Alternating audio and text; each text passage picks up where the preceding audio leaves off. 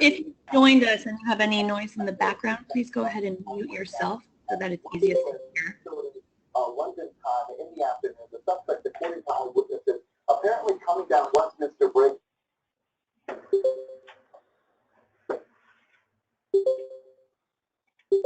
Today, my name is Jessica Howard. I'm the Program Director for STEM Initiatives and STEAM Initiatives at the Californians Dedicated to Education Foundation. We are joining you today with a number of our partners, very proud to share the California Alliance for Next Generation Science Standards Communications Toolkits. So I just wanted to mention a couple of quick housekeeping items before we kick things off. First is, as I mentioned, if you are joining us, please go ahead and put yourself on mute. You can, we will unmute you later for the Q&A section. Speaking of Q&A, we will be managing that under the chat feature. You should be seeing a GoToMeeting control panel on your screen. Under the chat feature, you can choose all entire audience, or you can choose to send it to me directly, and I'll make sure that we get in your questions in the Q&A section after our panelists speak. So with that, I want to hand it over to Efren in a moment. Here's the agenda. You'll see we have our welcome and background. Efren's going to welcome us with a little bit of information on who the Alliance is. We'll go through the Communications Toolkit Goals and Inventory with Stephan Blake. Toolkit Development and Core Content will be brought to us by Jessica Sacco.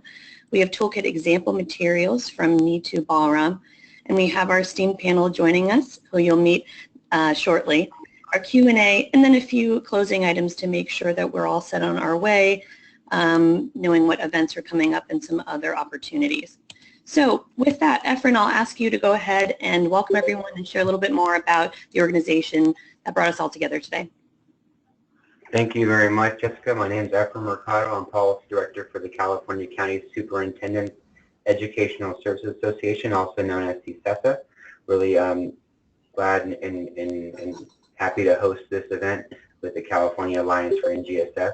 This group has been in place since 2015 and is a great alliance to help network and connect organizations who are committed to supporting the standards of education in our state and to ensure that the students in California receive a high class or world-class science education.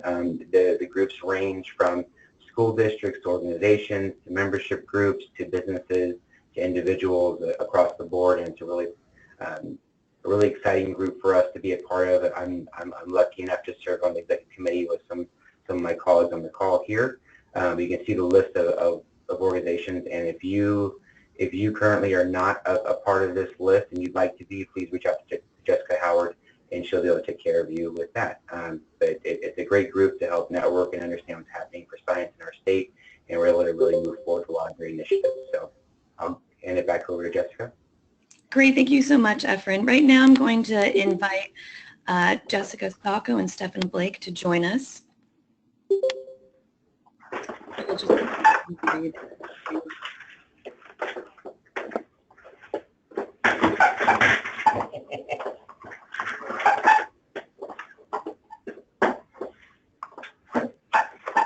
We're all set.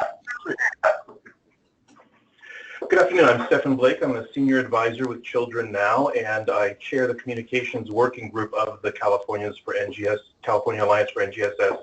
From the onset of the work of this group, it was very clear that there was going to need to be a very high focus on communications.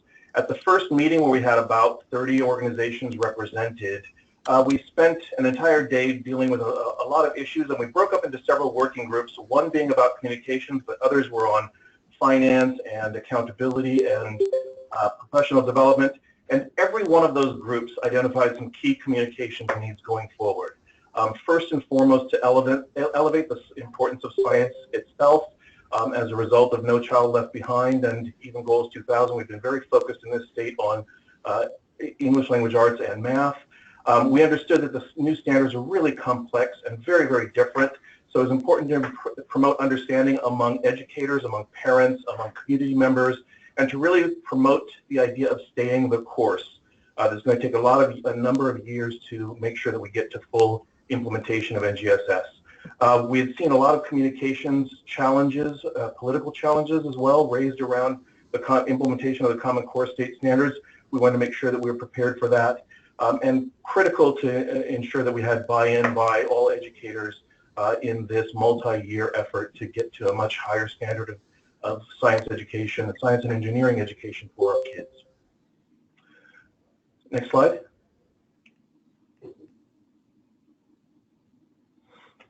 So we established a small communications work group. It was originally just 5 organizations. As you can see from this, we're now up to about 25 organizations spanning the entire spectrum of educators, from teachers to administrators to school board members. We have external organizations. We have advocacy organizations, equity organizations, the Department of Education, business entities, and many others that are collaborating in a lot of different ways, not only deliberation, but developing materials, contributing the time of their communication staff and others to make sure that this work is getting done.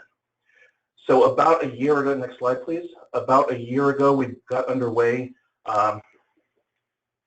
in order to establish an extensive framework for to guide a multi-year communications campaign.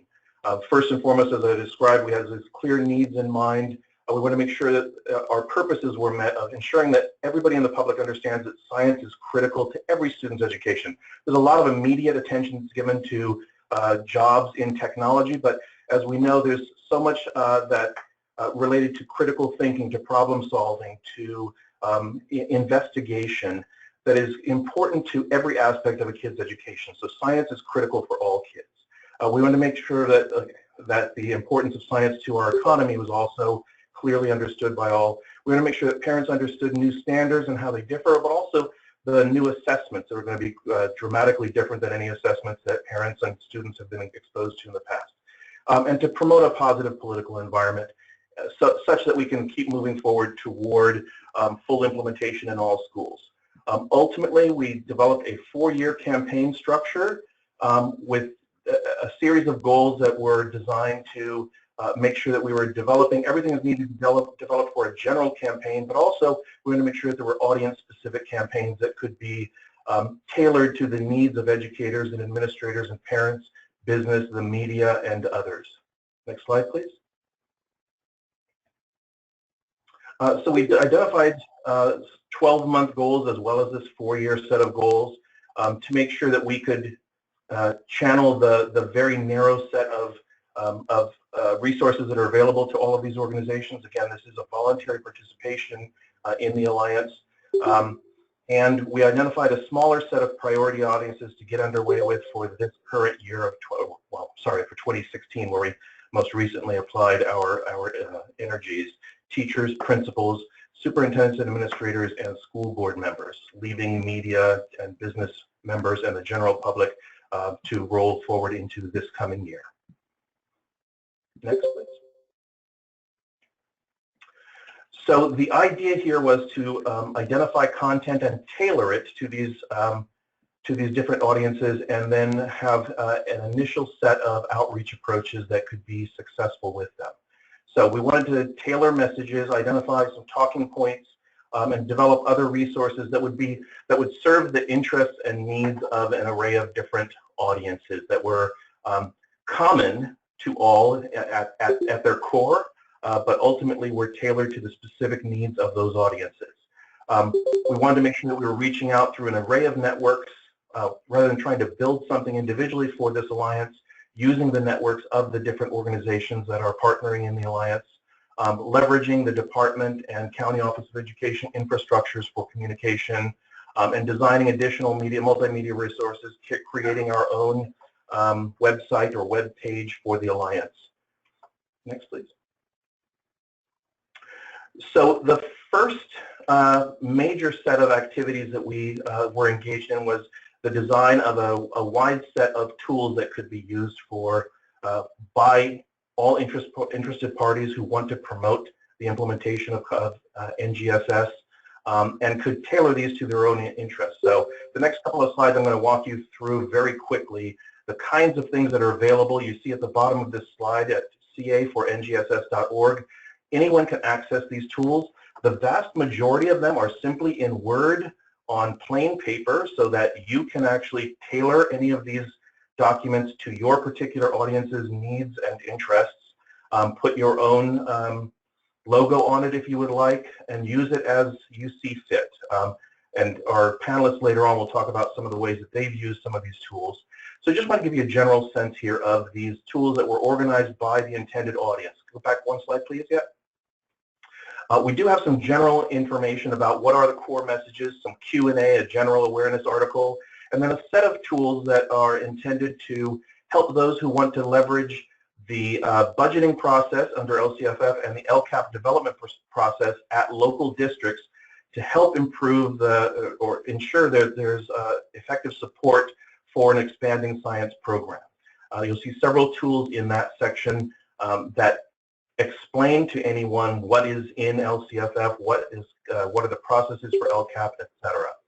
And then how you can use what we know about the importance of NGSS and science education for kids to promote the successful implementation or inclusion, rather, of budgeting expansion and planning and accountability within district plans and LCAPs to make sure that this moves forward. We have a wide range of materials that are available for parents, a set of core messages and talking points and fact sheets, a wide set of information, flyers that you can use that were developed by PTA that are distinct to grade level. There's a parent video, informational video as well. On the next slide, you'll see that we also have tools that are designed distinctly for site leaders and district leaders in the education system. Talking points that educators can use to talk with other educators, talking points that educators can use to talk with parents. A fact sheet for educators, fact sheet for district leaders, some very detailed implementation tools that were developed by some of our county office of education partners in the Alliance that can actually walk you through step by step how to bring about effective implementation of NGSS in your district and in schools across the district. As we move forward here, we're going to have presentation of a few of these as examples for you. But at this point, I want to turn it over to Jessica Sacco to talk a little bit about how we develop the core messaging that is the underpinning of almost all of these tools. Again, we want to make sure that we're at consistent messages that we're getting across to those who are proponents of NGSS, and 3 of our partner organizations led by Jessica were responsible for developing those core messages. Thank you, Stephan. So as Stephan had explained, we did approach this very methodically by first laying out our multi-year process and deciding what needed to get done first in order to meet the communication needs that we foresaw with implementing the next generation science standards. One of the first steps that we identified was the development of a set of core messages that could be used in a wide variety of contexts, as well as in order to inform all of our communications work. It's very important when launching a communications campaign of this nature that the messages that are shared have a certain level of consistency, so that as messages are heard repeatedly, they start to become familiar with people, they understand them better, and overall it helps frame our conversation in a way that is intended to be supportive of the implementation of NGSS. What we did when we looked at developing those core messages was, of course, we looked at what other people had been coming up with so far. We were not the first organizations to think about communications as a need. There was a great body of work that has been done both here in California as well as nationally. So we did a landscape survey and took all of those documents into consideration. We reached out to our partner organizations. We went through a very extensive review process. And then in May of 2016, we actually went through a process to test and validate the message with focus groups and surveys of parents and teachers. This was something that was actually done online and was funded in large part by the Carnegie Corporation of New York, relating to the work that they had been doing in developing messaging around common standards. After that, we moved into the process of developing our collateral material, which Stephan just sort of gave you a preview of. And then over the summer of last year, we actually released our core messages. So in terms of just really quick looking at what we did look at from other resources, of course, we looked to Achieve and the NGSS Adoption State Network, CDE, Teaching Channel, Frameworks Institution, NSTA, WestEd, other Alliance members, the 100K and 10 partnership, and there were about, I want to say 24 more besides these that I listed here on this slide. So we really did quite an extensive search of all of the information that was available for us.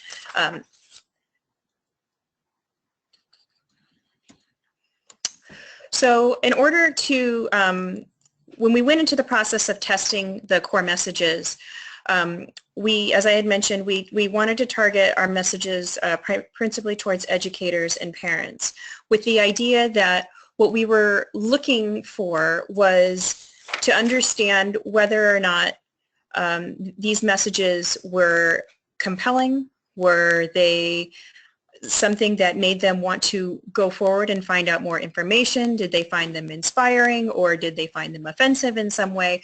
We really wanted to focus our messages in some very critical areas. And through that research and through the development and design process, we really wanted to focus our core messages and our toolkit items on these 5 main ideas, including college and career, science at every grade, science is doing and not memorizing, closing the achievement gap, as well as addressing the implementation timeline. The survey was conducted from about 1,500 educators and 200 parents, and overall it was a well-received and a worthwhile project, as we learned a lot in the process. When we surveyed educators, they were all public school educators, K-12 here in California. We asked them how familiar they were with the standards as one of our survey questions, and I'll remind you this was in the summer of 2016. As you can see, there were a great number of educators who ranked themselves as not being familiar with the standards. This reaffirmed what we had thought, which is that there is still a great deal of communication that needs to happen within the education community about these standards and what they mean for California's children, and the changes that need to be made in order to support their implementation. Another fact that we found interesting when we did our survey was that of educators who indicated they teach science, just over half indicated that they were actually familiar with the standards. So again, that was almost a year ago, and I think things have changed since then, but it was still an incredibly high number to think about, and letting us know how many teachers out there are that we really need to reach. What we learned was that there were certain messages that were ranked by the survey organization as either being top tier, mid-tier, or bottom tier messages, and I'm going to go into the difference between what those tiers are.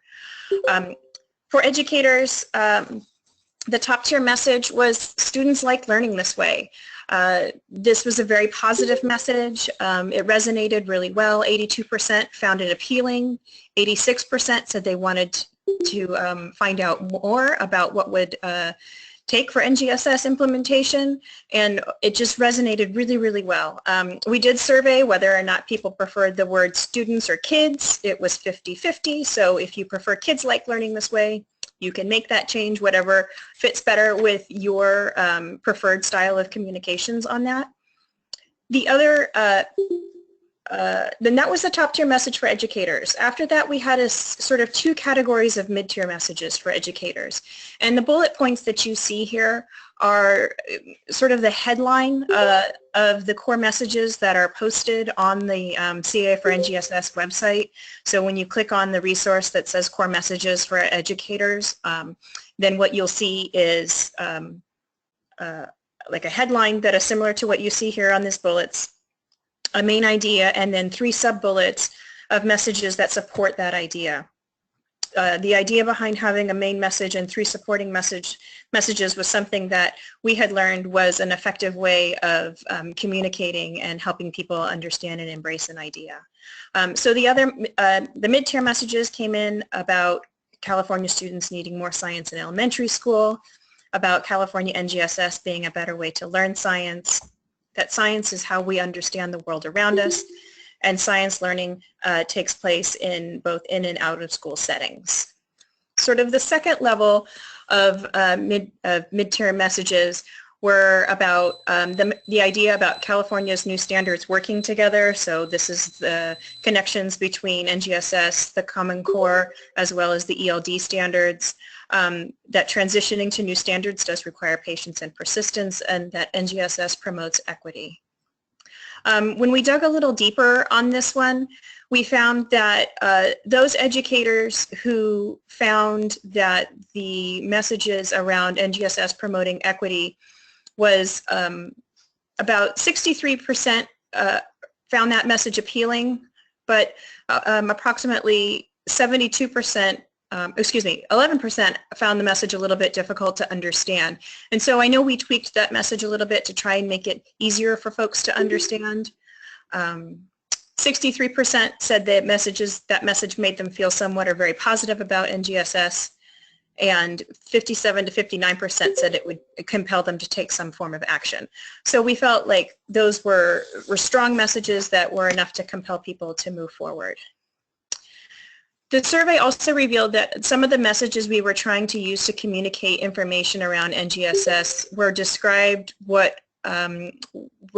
as bottom tier message. And what we mean by bottom tier message is that while they may be very useful when trying to answer questions that you may receive around these topics such as assessment, what it takes to implement NGSS, and the role of the school district in planning for transition and implementation, it's not a great lead-in for a conversation. It wasn't very inspiring or compelling. And so while the message itself was understandable and didn't necessarily strike folks the wrong way, it was found that it was not the best way to start a conversation around NGSS. So those messages are included there for your use if you're going to be addressing these topics, but it's definitely discouraged that for you to start a conversation with these messages. I'll move on to what parents enjoyed or responded to most positively. They also liked the concept that students like learning this way. 81% found this message appealing of parents surveyed, and 86% found it easy to understand, and 83% said it made them feel very positive about NGSS, and 75% wanted to seek out more information. So it's a great idea. You've probably seen it already. I know I've seen it in a couple of places here and there. And overall, it's one that resonates well in our population. The other message that resonated really well with parents was that strong science education is essential for college and career. 80% found this appealing, 84% said it was easy to understand, and 78% wanted to do something 81% wanted to take action and do something and find out more information about NGSS. So again, focusing on this concept that NGSS and science can support college and career readiness is a great entry conversation to have. In terms of the mid-tier messages for parents, we found that these were the 4 that were rated as mid-tier. And finally, we have our bottom tier messages for parents, which is around that the whole community is needed to strengthen science education, and transitioning to new standards requires patience and persistence. That was not one that was very compelling for parents. From those, as Stephan alluded, we took those core messages and went through a process of creating a number of communication tools. And for that portion, I'm actually going to pass it on over to my colleague Neetu, who did quite a bit of work along with us to put those together.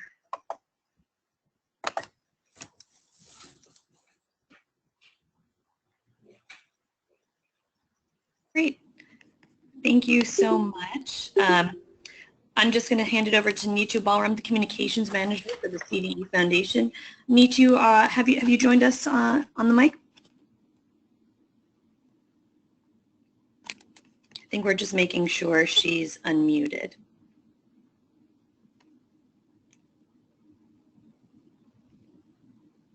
Unfortunately, I can't hear Neetu just yet, so we'll just see what the mic issue might be here.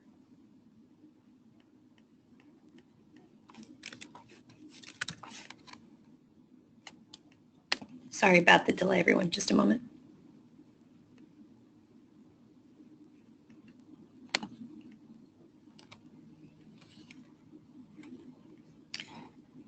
So while Neetu gets on the line, thought I just heard her for a second. While she gets on the line, I'll just explain the way that the materials were put together, as was mentioned, was a very collaborative process. And Neetu, as a CDE Foundation's communications manager, alongside the co-chairs of the communications work group, Jessica and Stephan, really helped shepherd them all through, and along many phases of all of the toolkit items, made sure that we were checking with our partners and that they felt comfortable with the way we were, in various contexts, framing the core messages that Jessica just shared with you.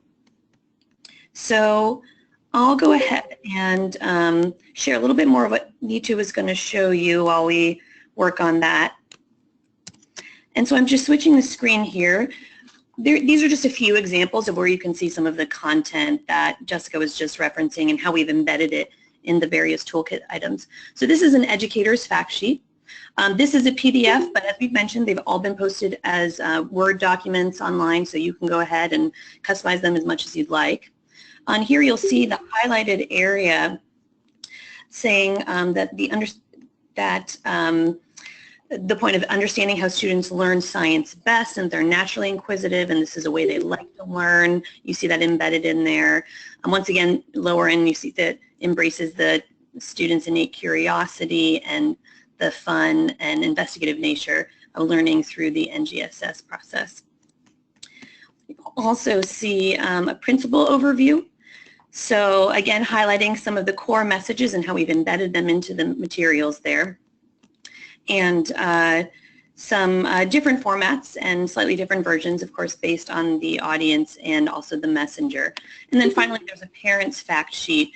And you're welcome, again, to steal snippets of this, to use the whole thing, to put your logo on it, put it on your templates, and go ahead and use the messaging as you see fit.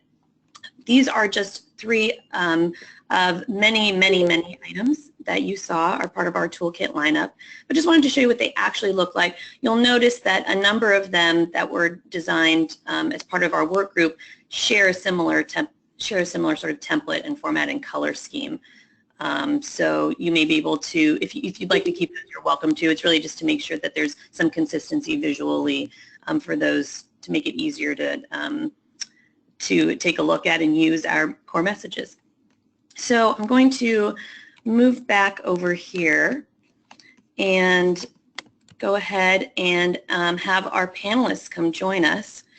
We, a big part of why we put together this introductory webinar is because we know that it's important to know where to find these materials, but it's perhaps even more important to know how to engage with them and how they have been used in everyday life. And certainly there's a continuum between more formal usage and having an entire district engage and use these core messages, to more informal conversations that just may happen to come up.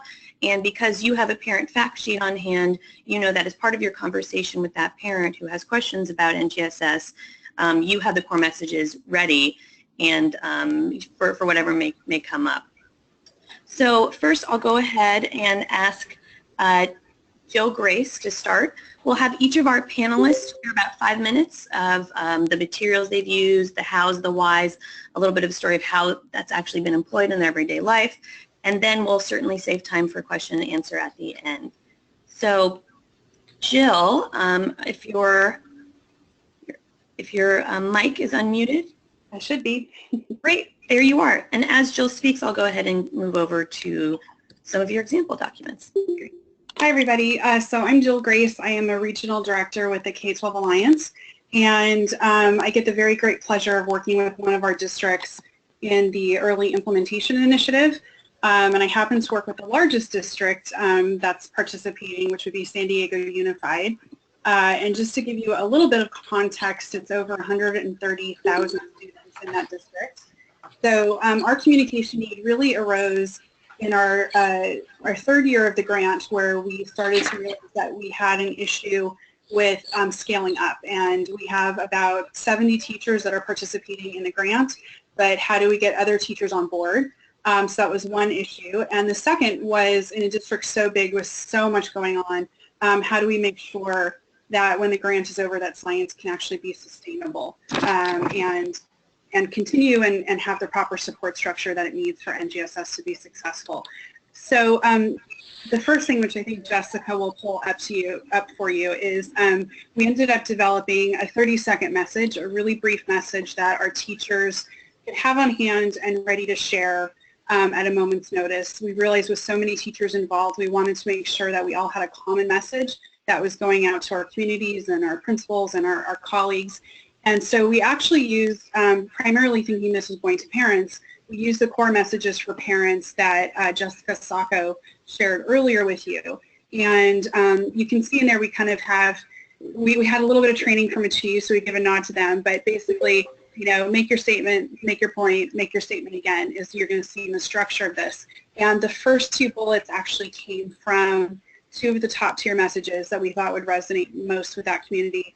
And it's funny that Jessica Sacco spent so much time talking about equity, because that actually is a huge buzzword in San Diego. Since the district is so big and so diverse, we actually see a lot of inferences to equity in their mission and vision statements. And so we actually felt that an equity statement would be really appropriate, even though it was a mid-tier message.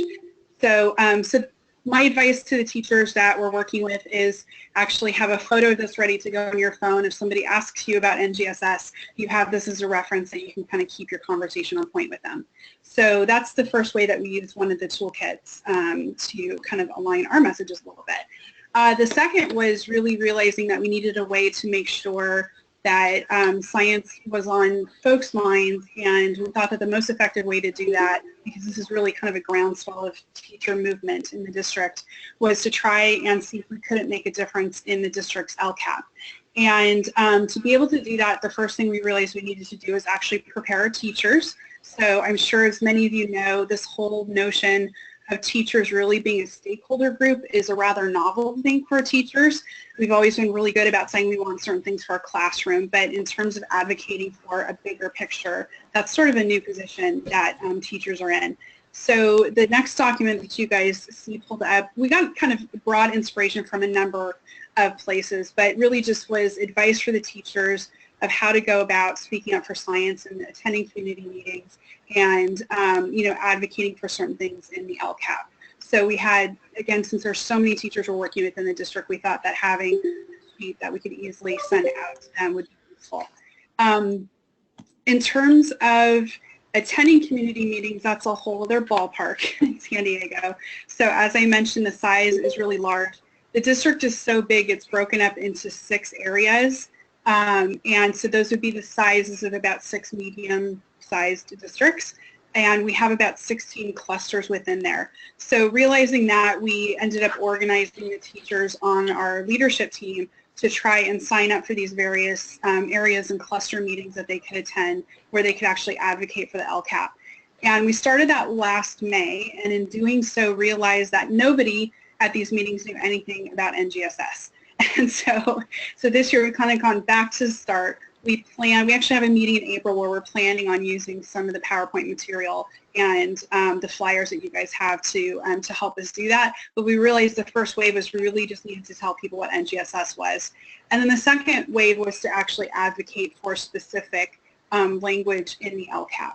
And our teachers have attended a variety of meetings so far. In some cases, they are warmly received and they have a platform where they can actually share their knowledge and advocate for things. And in other times, it's just a very tight meeting agenda and they may not necessarily be able to say anything.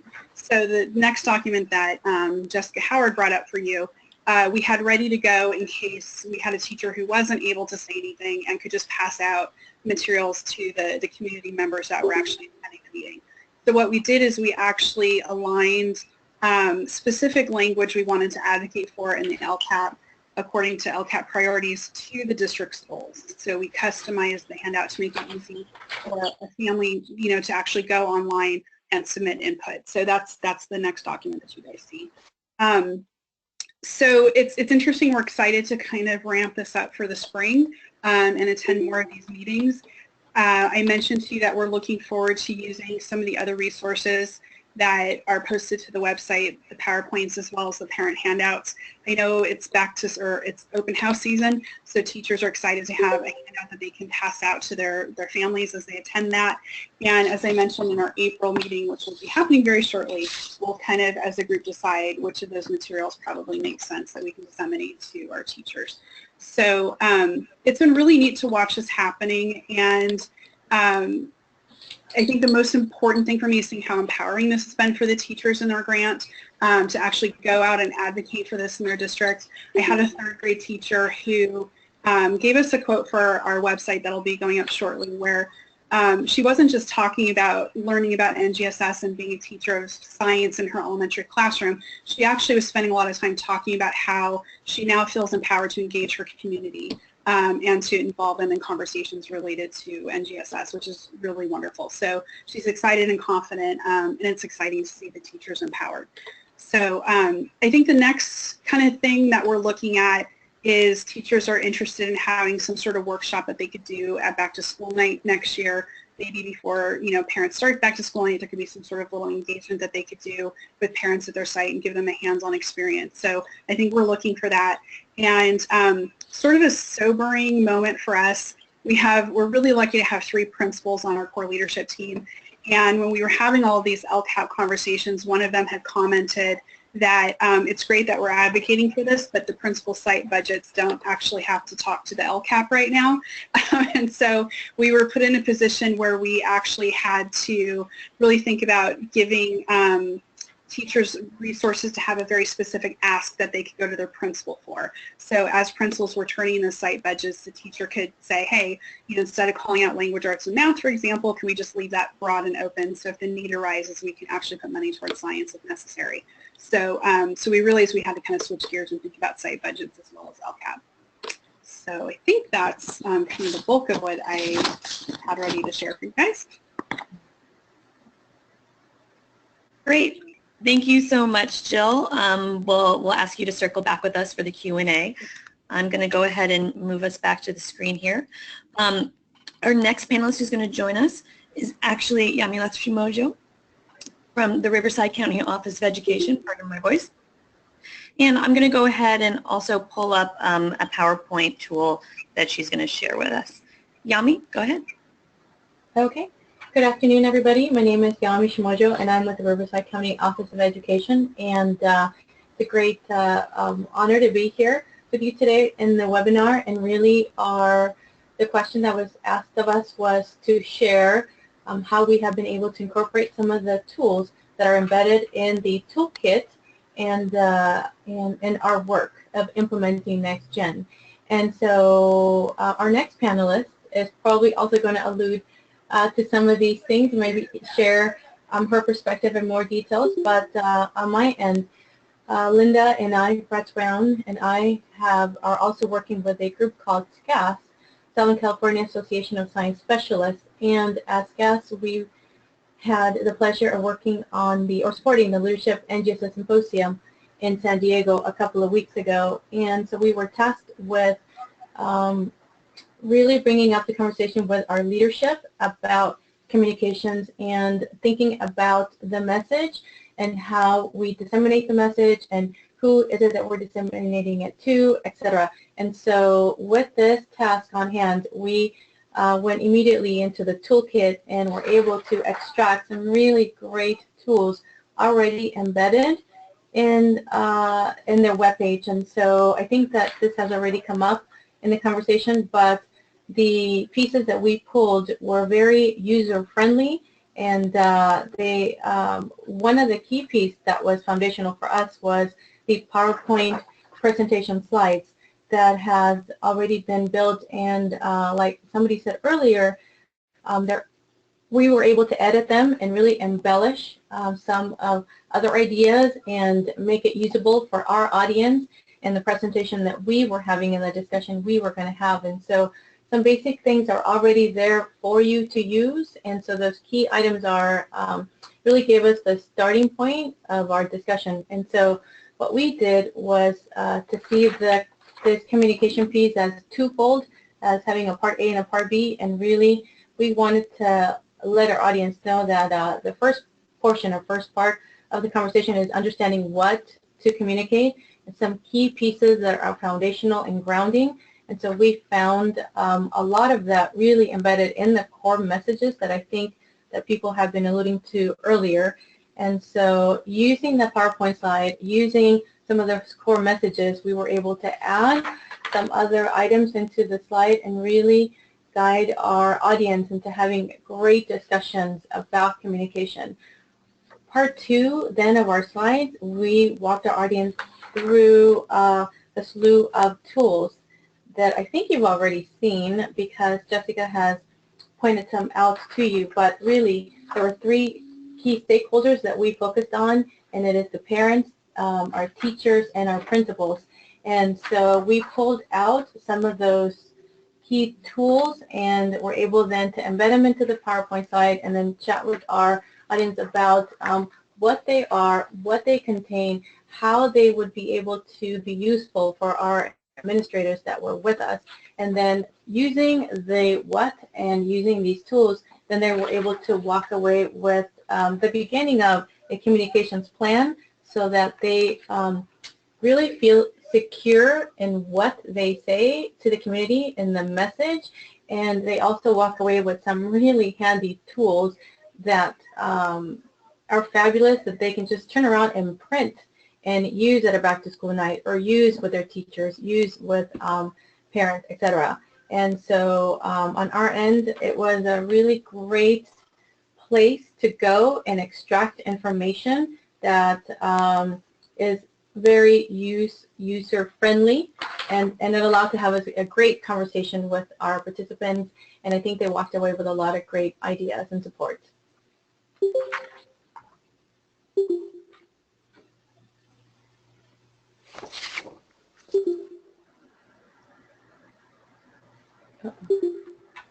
It appears we lost Jessica Howard. Given that, I'll now go ahead and introduce Linda Bratz-Brown of the San Bernardino County Superintendent of Schools.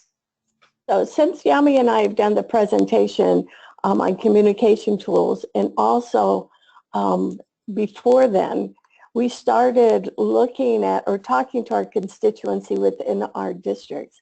When I started talking to some of our assistant supes of CNI, the superintendents and our directors, I started to realize, and when you're looking at a continuum, we have individuals who are familiar with NGSS that go from, yes, I've heard about it, but I don't really understand, all the way to the other end of the continuum where it's, I'm feeling comfortable with this, we're working with teachers and we're planning forward.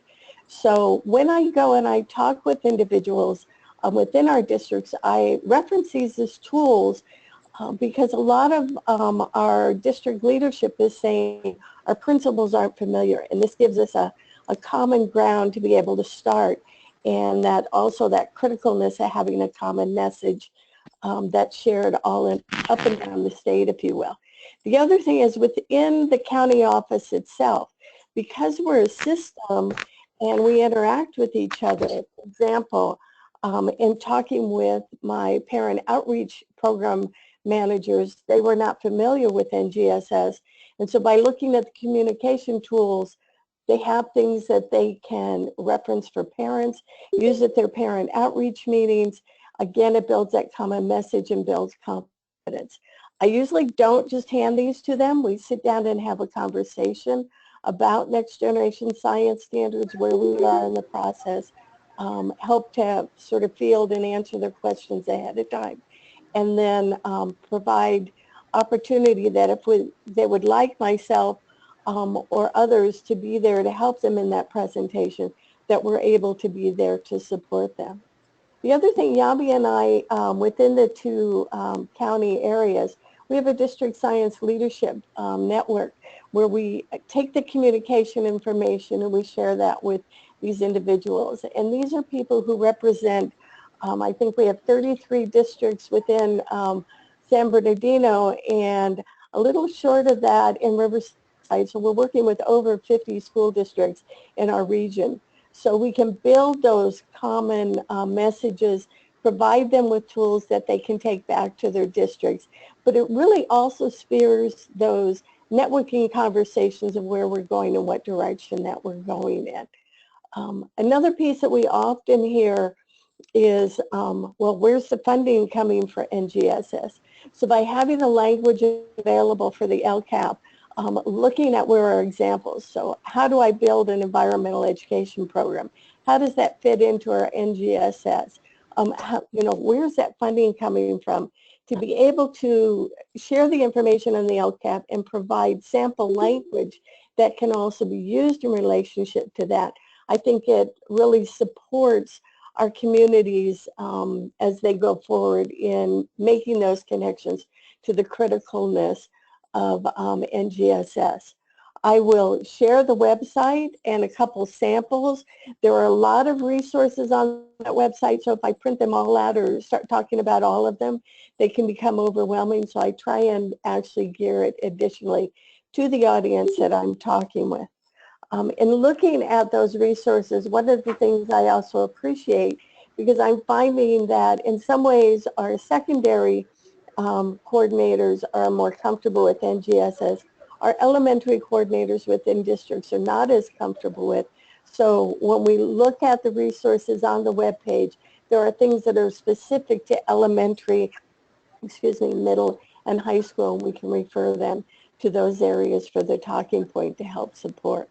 So not only do I use it at the district office in building that common awareness, language and mission and vision that goes with it, but also county, region, and I'd say statewide when we communicate on this. So I think that partnership and the collaboration is really critical. Thank you.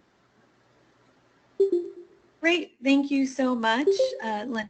Next, we have Lisa Hegdahl joining us. Lisa, is your mic?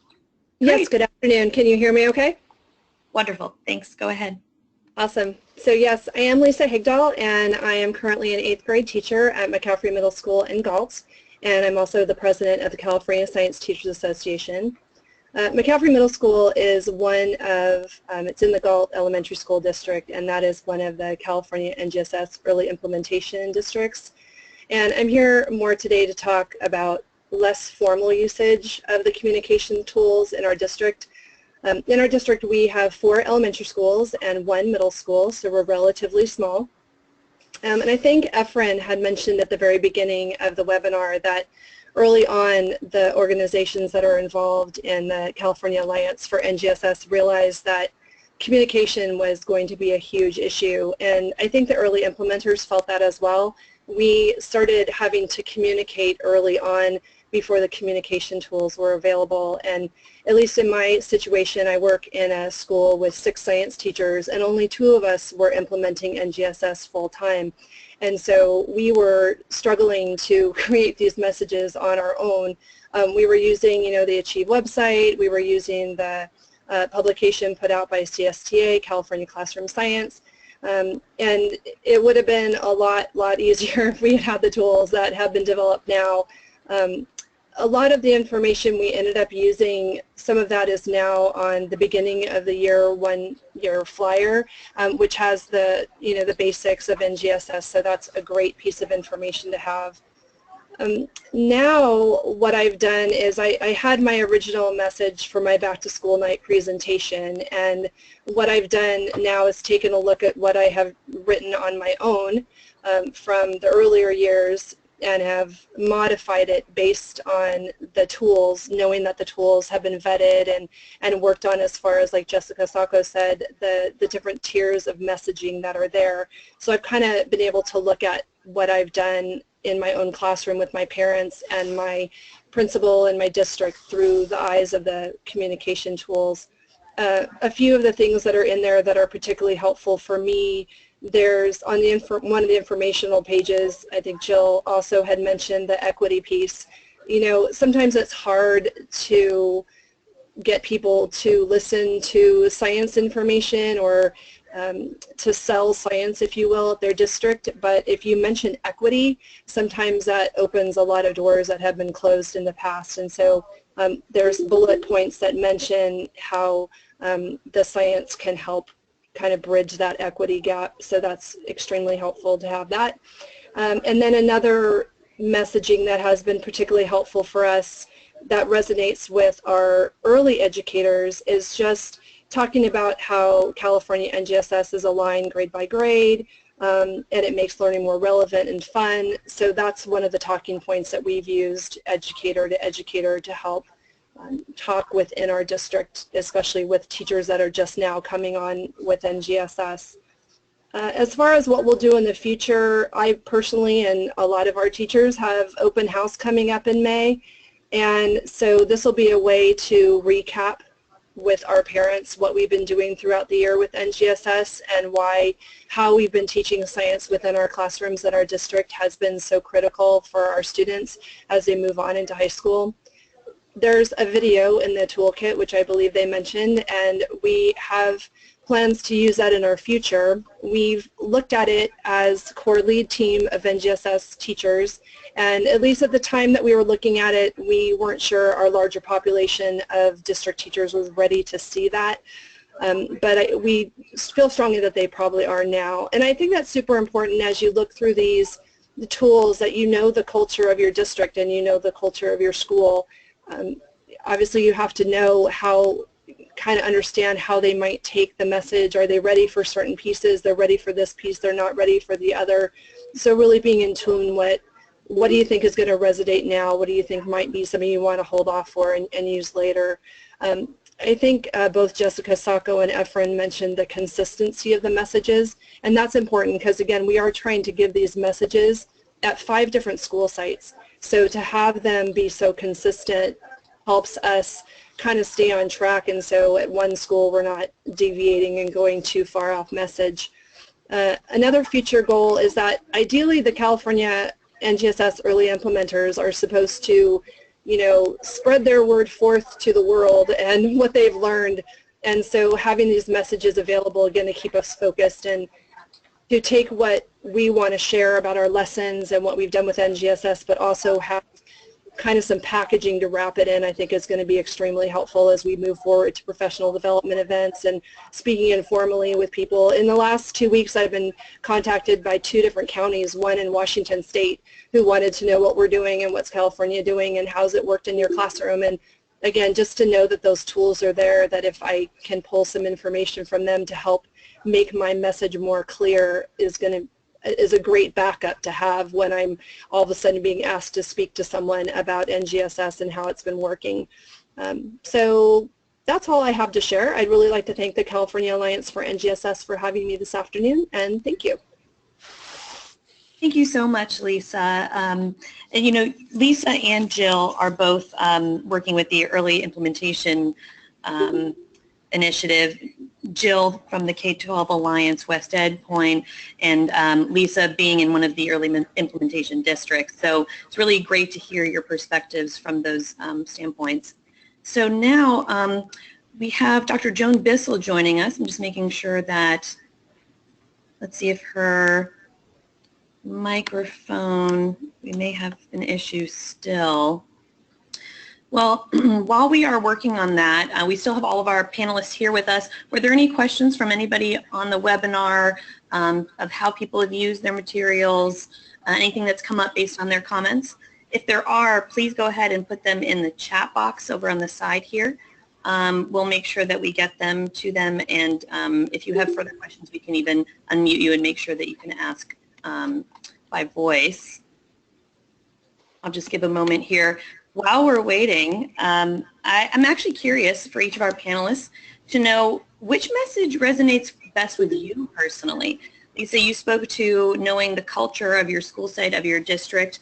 Based on how you are engaging with the next generation science standards, what actually resonates for you personally the most when it comes to those core messages and the tools?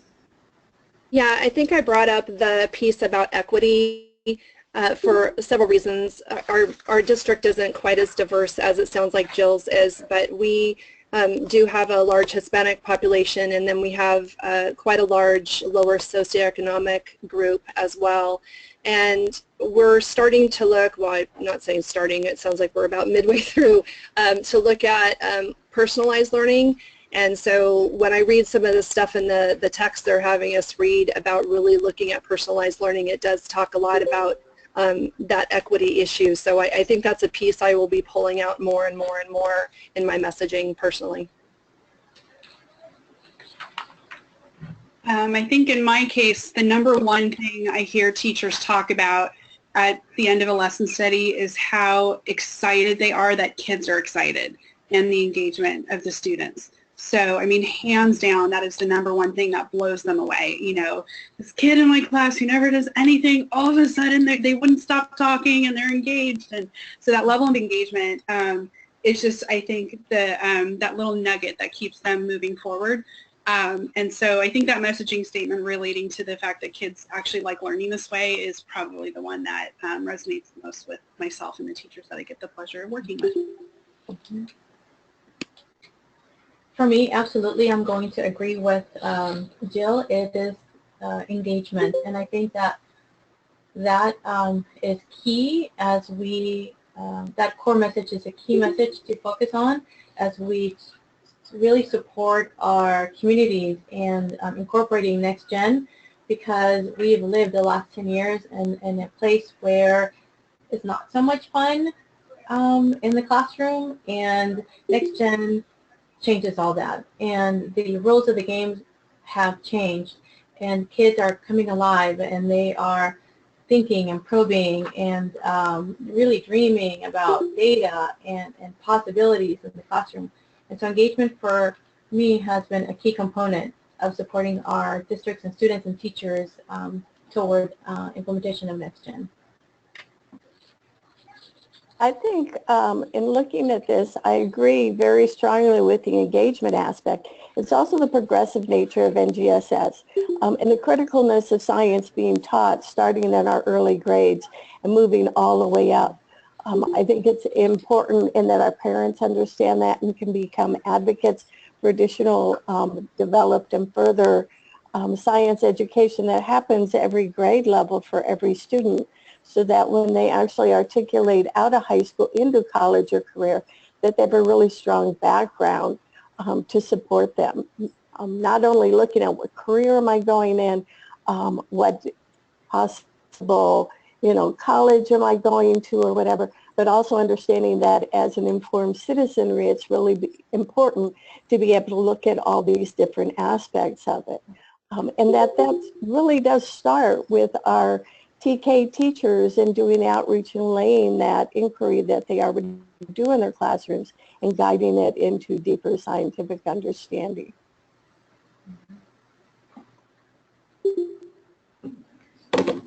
Great, thank you so much for sharing some of your thoughts on what resonates most with you and as you have these conversations. There's a question for Yami. She could share the district principals and administrators that it has been shared with. Really the question there is, how do you make sure that the people you've spoken with continue the conversation, but that you continue to do outreach beyond people who you may already have had these conversations with? How do you make sure that it's sort of a cascading effect when you have these conversations, Yami? Well, that's a really good question. I think that Linda probably already alluded to some of this, but this key piece of communication is a domino effect, and you have to be the catalyst to push that first piece so that the right communication then dominoes. And so one of the elements that I see really critical to this domino effect embedded in the web page here in the toolkit is the fact that the pieces are, I'm able to incorporate them, download them, and make it my own. And I think we heard several times things being mentioned like you can download them, you can edit them, you can add your logo. I think that's an important piece because I see the message, it is core, it's important, but when I download it, I create it myself and becomes my own, then I'm able to continue that cascading effect into my community, in my site, in my district. Linda also mentioned another key component, and it's our District Science Leadership Network meeting. And so we do have a place through our county office supports already embedded in our system of support where we bring together our key leaderships of our science leaders in our districts. And so gathering the group allows us to continue conversations and then to share with each other what we have done with these pieces and really to support each other. And so if I heard the question correctly, I think a key component is this cascading effect. And the toolkit does allow me to do that. It allows me to use the tools, make it my own, incorporate it, and then send out the message through the venues.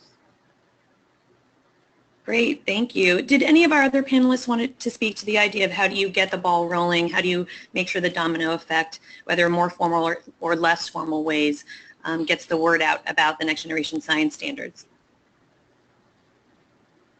I think another thing that we've been working with, and especially with the California Science Framework, bringing a focus on outdoor education. How do you take that science learning and move it beyond your classroom walls? Is interfacing and interacting and working with our non-formal partners. So whether it's science museums, outdoor science schools, and organizations and partners such as that, is to have a common understanding of next generation science standards. And then really working at bringing these organizations together with the classroom teacher so that we can work on how does science education become somewhat seamless and coordinated from the classroom into the outdoor learning, whether it's science camps, museums, local parks, things of that nature, and then back in. So we've been doing some outreach to our informal, non-formals. We're able to do that through environmental education and to be able to support that piece there. And I think taking any opportunity we have for advocacy, because it's very critical because you don't know, someone may come up to you in the grocery store and say, I know you work in education, what is this NGSS? And really to sort of be, prepared, like Jill had the 30-second elevator speech, if you will, but remember to be optimistic and I think positive about it and really show those benefits. And these materials have to guide us in that direction.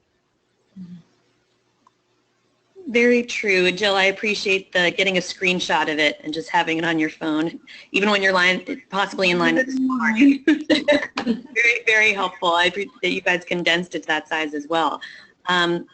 So I have another question about an example of a time when you've had to pivot, when you've had a conversation come up and maybe you had to pivot to another aspect of the core messages or another part of NGSS to help someone understand one aspect of it that they were confused about or concerned. Do you have any specific example when you had to pivot your messaging? I think the biggest thing, oh, sorry. Go ahead, Yami. No, you go ahead. Okay. I think the biggest thing for me, it's not so much a pivot in terms of the message, but giving teachers a chance to vent first. So sometimes it's just that shock and they might have a perception about the standards that I just need to let them talk. And as soon as they feel like they've been heard, then they're ready to actually hear the message. So I'm going to agree very much, very strongly agree. I think that sometimes the message can be emotional, and so we are finding ourselves needing to pivot sometimes. And I think that if you do exactly what Jill just mentioned and just allow the other party to just speak about the things that they are seeing or the aspects that they're uncomfortable with, and then you point them again to the core message and help them to to clarify the meaning behind the core message, I think that's a critical component. I know that Linda can probably add a couple more things. I think, well, like Yami and I experienced a little while ago, being really calm and not going into a reactionary stance on something. Like Jill said, it's critical to listen because change is not easy. It's scary.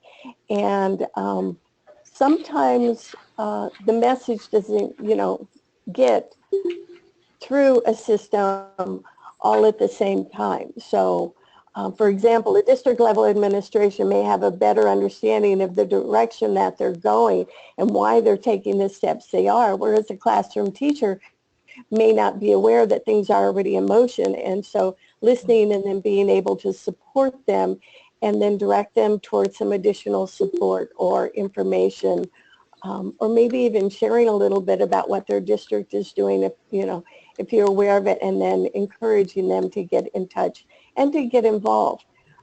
So again, like Jill said, really listening and letting some individuals vent and others sharing and understanding that this is something that is going to take time.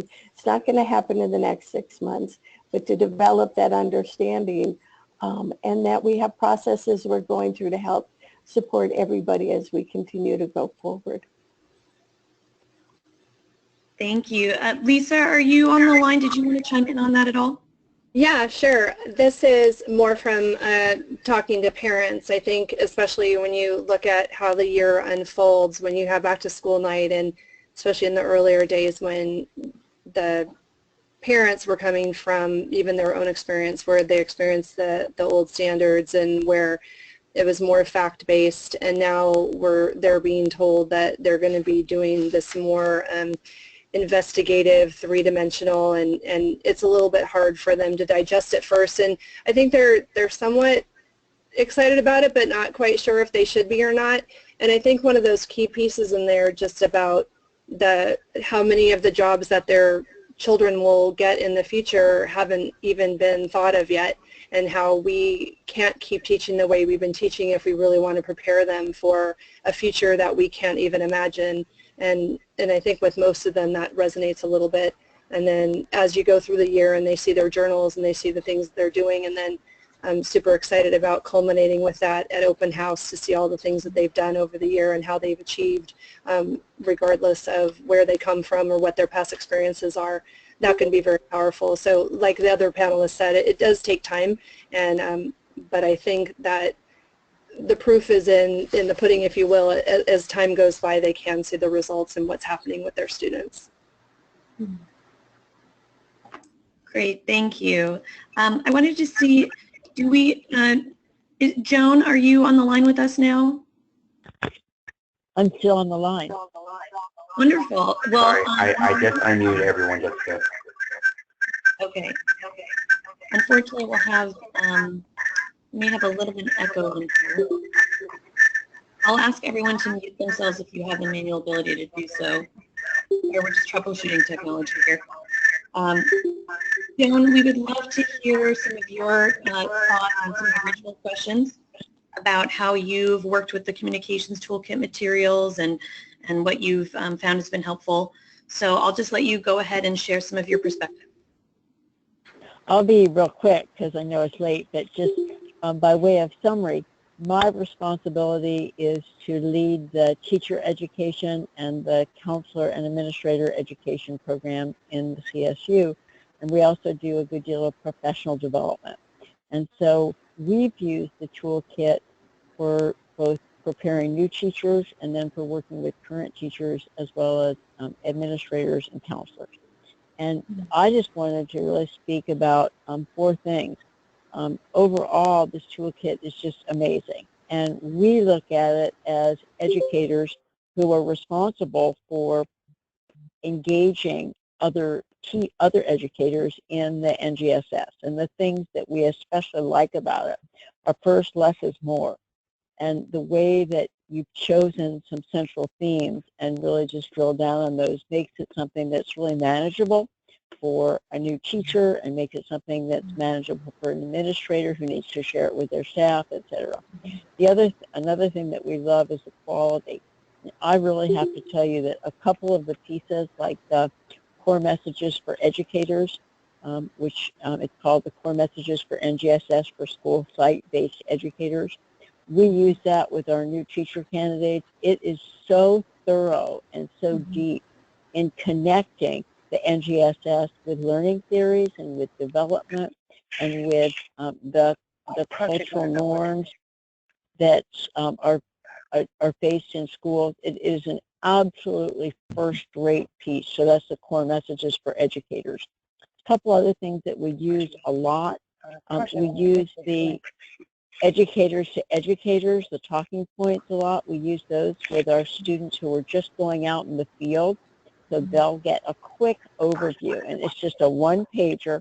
It's outstanding for a kind of once-over, really give people a sense of what's central in the NGSS. There are three others I want to cite quickly because we use them a lot. For our administrators, we use the what are the next steps for principals because it is so action-oriented and focused on the things they need to do and the things they should avoid. And so there are common pitfalls that can undermine successful implementation, and those are just great. They're exactly the things that an administrator does need to avoid, like expecting instruction to change overnight or expecting teachers to do it alone. At the same time, they're really good principles for what a principal can do to support implementation. You know, seeking out and providing high-quality professional learning, elevating teacher learners. So there are two more that we use a lot. For our principals, we also use the piece which is the principal, I think it's called the District Action Plan, and it is awesome. It has 5 different parts. One deals with the overall planning, one with resources, one with professional learning, one with the student and classroom culture, and one with data and assessment. And we use that in our administrator preparation classes and in our more advanced courses for principals and district administrators. And I mean, it's just a how-to in terms of putting together an implementation plan. And the last piece that we use a lot is the CSBA piece. It's the one that's supporting the California Next Generation of Science Standards. It's a brief that CSBA developed for school board members. And almost all of the principals that we work with, both the new principals and the more experienced ones, need to be able to brief their school board. And so it is a piece that, on the one hand, is just great in terms of the coverage of the NGSS, but it has 2 other things that are really great. It gives all of the names of the early implementation districts, and so a school board knows where else they can go to get information on what the implementation entails. And then it also has really a great set of external resources that are things that are really accessible for a school board member. So those are just examples of 5 of the things that we use a lot, but we have the toolkit accessible to a lot of people. I mean, I say 8,000 candidates we're teaching, 800 administrators. We use we use for counselors also the brief overview, the educators to educators talking point. And I mean, I just can't say enough good things about it. I was involved in the development of the Common Core Toolkit by the 100K in 10. And this is just in a league of its own. I mean, just in terms of the quality of every message that's in there, it's just absolutely A+. Thank you, Joan. I really appreciate your comments and the breadth of the tools that you are using every day. And I have to say, speaking to quality, it really did take a village, and it's everyone's effort that we cannot thank them for enough. Another thing that will keep the quality going is hearing from all of you. So a big part of this is making sure that we get a sense of how you're using them. We ask you to share with us your versions of things. You can let us know if you're comfortable sharing them with others so we can post them in that centralized place at CA4NGSS.org. Because we know that little tweaks in different contexts really make a big difference, and we want to see how you're personalizing them, how you're individualizing them. So please do not be shy and share with us the ways that you are using them. Please also, though, don't be shy and let us know if there's some ways we can improve them. Let us know if you change them because of something that you think would make it a better toolkit item.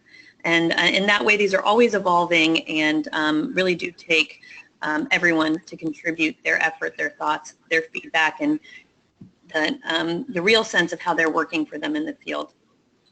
So with that, I just want to thank our panelists for joining us today. We really appreciate your time and attention.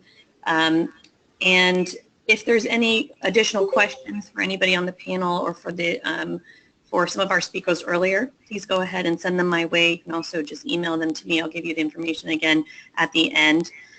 With that, I'm just going to switch to a few small ending items and say... Jessica, can you hear me? Oh, yes. Oh, okay. Hi, Jessica. This is Otis with the California student, with the California PTA. Oh, hi, Otis. Did you have a question?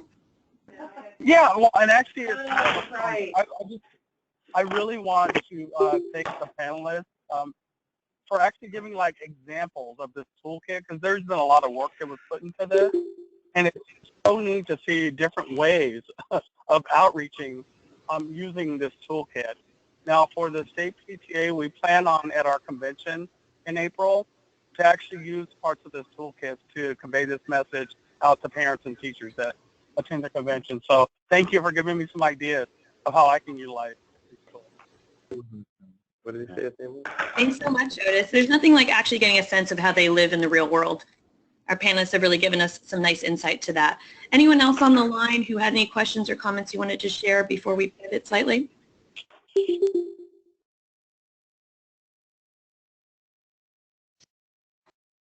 As you may be thinking of them, I'm actually going to ask Jessica Sacco to let us know about a few of the more recent additions to the toolkits and the different formats they come in. Jessica, would you mind stepping in? Sure, not at all. So one of the things that CSTA took from the development of the core messages and other items that were released in October was we worked with a group of educators from across the state that had participated in some communications trainings that we had put on with the support of Achieve in order to develop messaging and communications around advocacy for NGSS. And so we used that teacher pool to help inform the development of what we have posted, which are for the elementary level, we have a beginning of the year direct teacher to parent flyer in both English and Spanish, as well as an end of the year type of communication, and an accompanying PowerPoint that is designed for both beginning and end of year. And as you know, has been previously stated, these are all neither Word or PowerPoint and are fully adaptable and editable in terms of the content. So for example, the PowerPoint we posted is sort of specific to third grade. So if you are a teacher other than for third grade, or you happen to not be covering that particular content that year, you can change that in order to be reflective of what you've been doing in your classroom.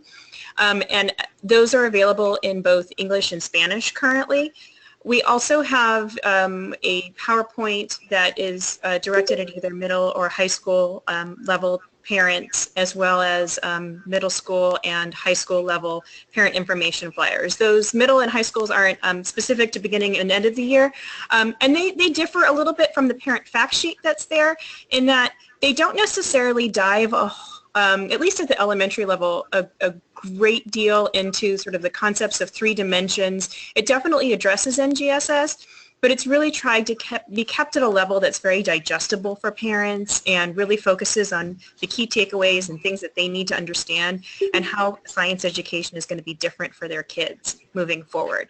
The final piece, which I was hoping was going to be ready for today, but we had an issue with a parent permission for one of the kids in our video, so we're getting that resolved. But we will have a 4-minute video that is going to be designed for teachers to be able to use either, they can embed it on their website or share it with parents before a meeting to just sort of get the conversation started and really ground what is NGSS and why it's important. The key themes within the video are going to address everything from college and career readiness, hands-on and engagement, how kids like learning this way, and really preparing students for the future. And so that is going to be available. It's all in English, but it'll be available with English captions as well as Spanish captions. So we've tried to reach as many people as we can. We are exploring other languages for the flyers. Probably won't be able to get to the video, but hopefully at least offering it in those two languages is going to be very helpful. And we're super excited to have worked with the GALT Elementary School District to put together that video, as well as the Rockland Academy in Rockland, California. So yeah, that was it. That's what we came up with most recently. That's a lot of work. Thank you so much for sharing, Jessica. Most of those items are posted already to CA4NGSS.org, and as Jessica mentioned, as soon as the other gets clearance, we will make sure it is up there for you all to see. So I just wanted to see, are there any other questions, comments for those on the line before I shift to the next few items? If so, I also invite you to just type into the chat feature so we can make sure that we let you go ahead and get your question answered. So a few things coming up on deck, but first I just wanted to speak to a few things that have come up during the webinar. What is our call to action? How can we make sure that we walk away today really empowered by the materials, the tools, and not only that they exist and what they look like, but really how to use them and examples of how to adapt them. So some of that is, once again, share with us how you use them, how you edit them, how you cut them up and move things around, and generally what seems to be working for you. We want to make sure we're responsive to that, as I mentioned, and certainly other colleagues in the field will be very interested in seeing the creative ways that you engage with this messaging. Also join us. If your organization would like to become a member of CA4NGSS, please feel free to reach out to me. I'll have my email up in a second, and let us know that you'd like to join as a member of the Alliance. We also do have some capacity to present at various trainings and other events. We will be next week, for example, at NSTA at the Share-a-thon. Jessica and I will both be there to spread more information about the toolkit materials and have more in-depth conversations about how to use them and do some test scenarios perhaps.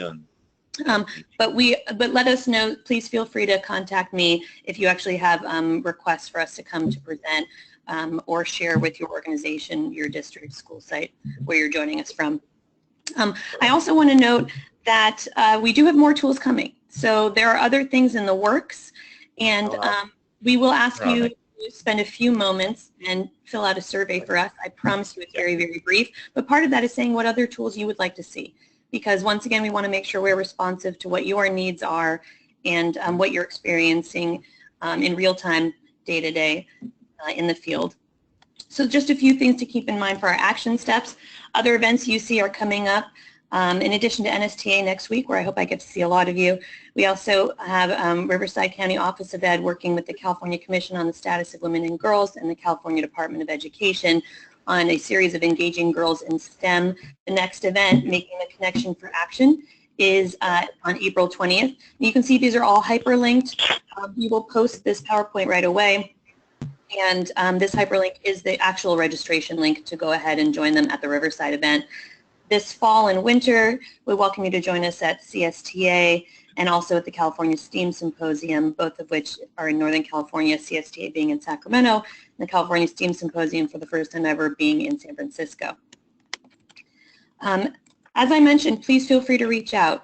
You have questions about the materials, you'd like to join the Alliance, you'd like to see if we can present where you are, you have questions or ideas about tools coming up, please feel free to reach out. And finally, we do ask that you click this link, fill out a very, very brief survey. I promise it won't take very long to make sure that we are learning from you what you'd like to see next. If you'd like to see a series of webinars, if you would like us to dig a little bit deeper into certain content areas, help you troubleshoot some challenging conversations, things like that. So please don't be shy and let us know your thoughts. So with that, I just want to thank our panelists and speakers today for joining us, sharing their insights, letting us know what the real life way of interacting with these materials, what that's like. And before I sign off, I'm just going to ask Efren, who started off with us, to join us again for some closing remarks. Thank you, Jessica. Well, I appreciate everyone sticking on past 5 o'clock. A lot of great work being done in our state, and we look forward to partnering in the future. So if there are any questions, please let us know, and talk to everyone soon. Thanks so much, Efren. Again, yes, we do really appreciate that you've stayed a little bit later with us today. And I hope I hear from you soon with the SurveyMonkey and also with direct contact with any ideas, comments, questions you may have. Thank you again, everyone, for joining us. Thank you again to our speakers for sharing. We will have all these materials up shortly on our website, and we welcome you to send yours and share these out as you wish. Take care.